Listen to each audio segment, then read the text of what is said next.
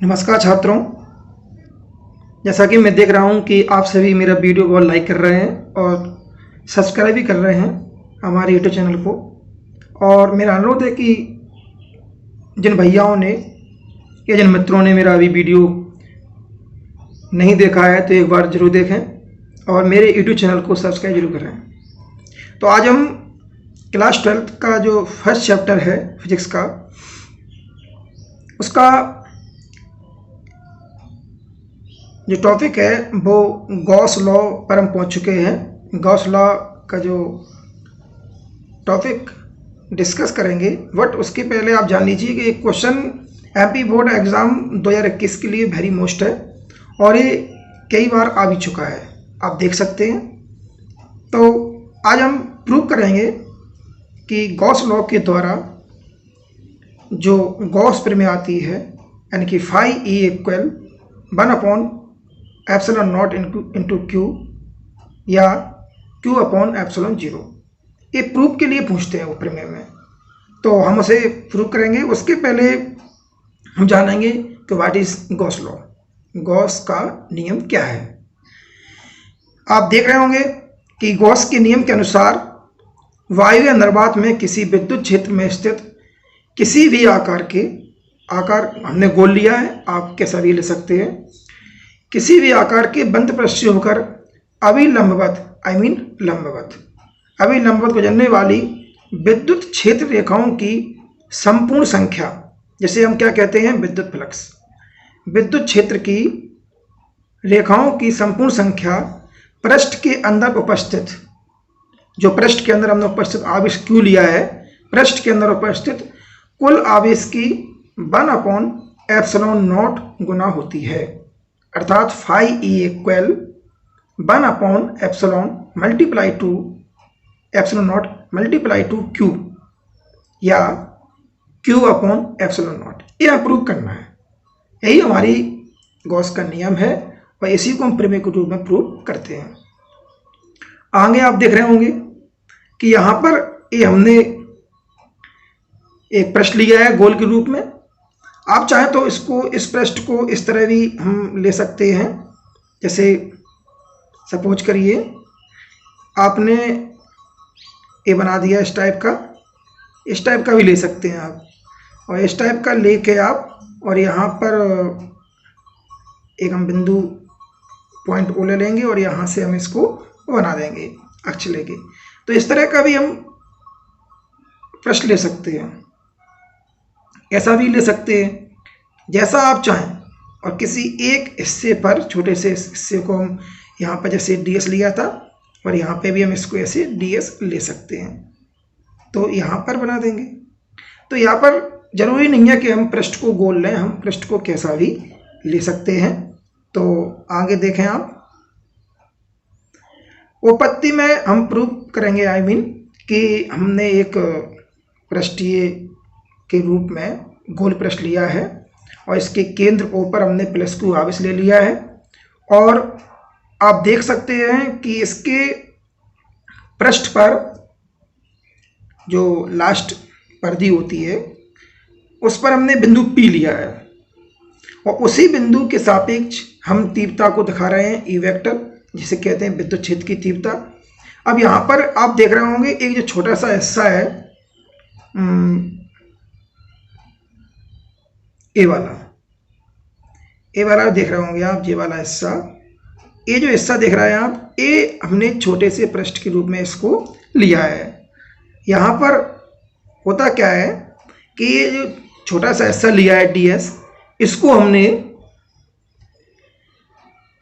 छोटे से घटक में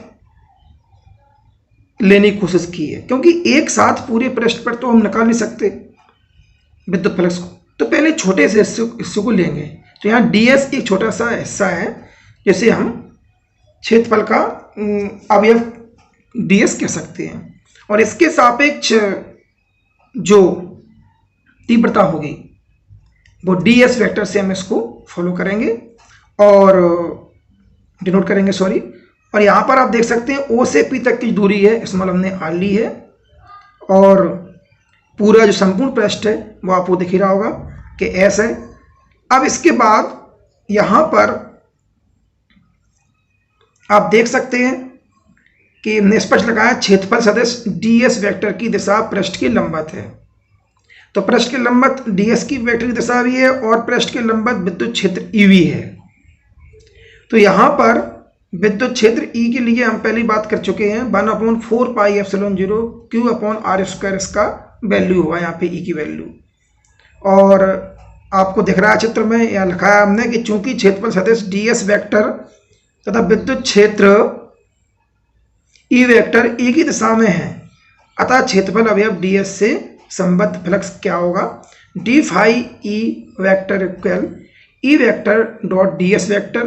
और यहाँ पर आप थोड़ा पहले समझ लें हमसे कि कैसे है। चित्र में देखें, आप यहाँ देख रहे होंगे आप ds और E वेक्टर, ds वेक्टर और E वेक्टर दोनों के एरो दिख रहे होंगे। दोनों को एरो बिल्कुल समांतर है आपस में, तो समांतर होने के कारण और दिशा भी दिख रही होगी आपको। तो यहाँ पर दो बातें क्लियर हो जाती हैं कि ds वेक्टर और E वेक्टर के बीच में बनने वाला जो कोण है, इनकी थीटा की जो वैल्यू आएगी वो यहाँ पर 0 होगी। तो देखिए यहाँ पे हमने रखा भी है d फाई इक्वल। तो पहले हम आपको गॉस प्रमेय के पहले विद्युत फ्लक्स में बता चुके हैं, क्या बता चुके हैं कि यदि ds एक छोटा सा हिस्सा लेते हैं पृष्ठ पर और यदि विद्युत क्षेत्र E वेक्टर है, तो उस कंडीशन में वहां पर विद्युत flux d phi equal E vector dot ds vector होता है। पहले पढ़ चुके हैं आप किसमें, विद्युत फ्लक्स में।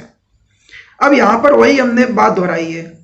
हमने क्या लिखा है, अतः क्षेत्रफल अवयव ds से, ds एक पूरे s का छोटा सा हिस्सा है, इसलिए अवयव लिखा है हमने, से संबद्ध flux d phi E equal E vector dot ds vector बराबर E ds cos थीटा। तो यहाँ पर थीटा की वैल्यू रखेंगे। अब आप सोच रहे होंगे कॉस कहाँ से आ गया, पहले बता चुका हूँ कि वेक्टर रिमूव करेंगे ना तो थीटा की वैल्यू 0 हो जाएगी। और इस कंडीशन में d फाई E इक्वल 1/4πε0 रखेंगे हम E की वैल्यू और cos 0 का मान 1 हो जाएगा और ds जैसा है वैसा रहेगा। अब इसके बाद आपका आ गया d phi E equal 1/4πε0 Q/r² into ds। अब यहाँ पर बहुत मोस्ट बात करने वाले हैं, थोड़ा ध्यान से सुने आप, कि जैसे आप देख रहे हैं कि यहाँ पर हमने अभी एक छोटा सा हिस्सा लिया था ds।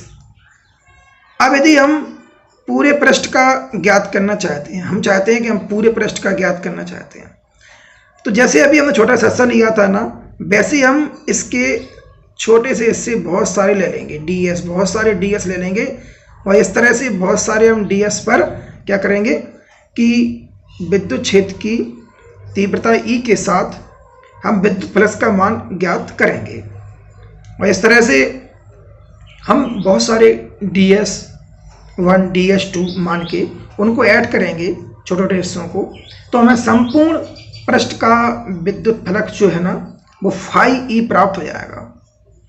तो आप देखिए मैंने वही लिखा है कि अब यदि हमें संपूर्ण पृष्ठ S से होकर गुजरने वाले विद्युत फ्लक्स को ज्ञात करना है तो पृष्ठ S को ds के समान अनेक छोटे छोटे भागों में डिवाइड करना होगा और उससे जो फ्लक्स वैल्यू प्राप्त होगी उसको हमें ऐड करना होगा। इस तरह से हम संपूर्ण पृष्ठ S से गुजरने वाला इलेक्ट्रिक फ्लक्स ज्ञात कर सकते हैं।